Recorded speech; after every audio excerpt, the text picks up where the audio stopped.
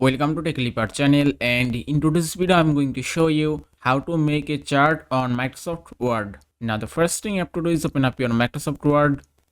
After that, open any blank document. Now from here just click on Insert tab.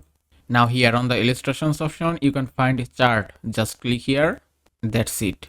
Now here you can find so many kind of chart category. You can see column chart, line chart, pie chart, bar chart, and that way you can choose any option as you like. Suppose if you want to create a column chart, just select it and then choose any chart design. If I select it and then click on OK, and that's it. You can see the chart has been created successfully. Now at the bottom you can see a Microsoft Excel window. That means you can link your chart data from Microsoft Excel.